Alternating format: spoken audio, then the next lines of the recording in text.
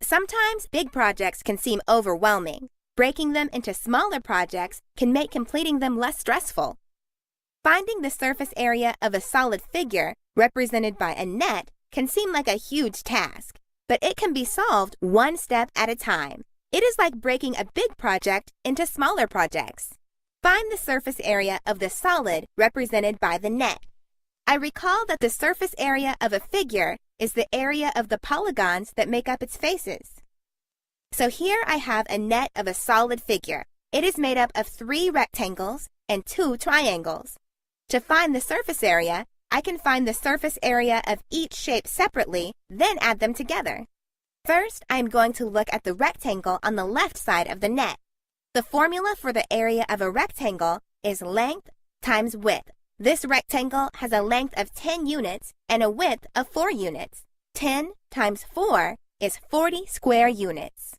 Moving along, I am going to find the area of the middle rectangle. The length dimension is not labeled, but I know that it has to be the same as the length of the rectangle I just found because they share a side. This rectangle has a length of 10 units and width of 3 units. 10 times 3 is 30 square units. I have found the area of 2 of the rectangles, but I still have to find the area of 1 more. This last rectangle, on the right, has a length of 10 units and width of 5 units. 10 times 5 is 50 square units. Well, that is the area of all the rectangles, but I still have to find the area of the 2 triangles. I remember that the formula for the area of a triangle is 1/2 times base times height. Since this would be a right triangle, the base is 3 and the height is 4.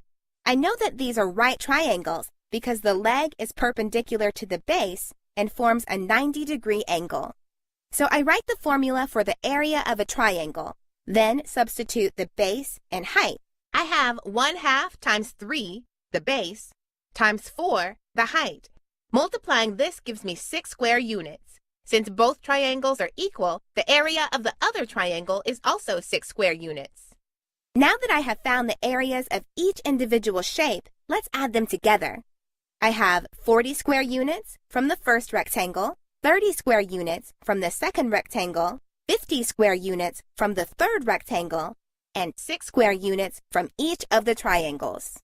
Adding these values together, I get 132. So the surface area of the entire solid figure is 132 square units. Since area always has square units, I am just adding the areas together. See, that wasn't so bad. Sometimes you just have to take one step at a time.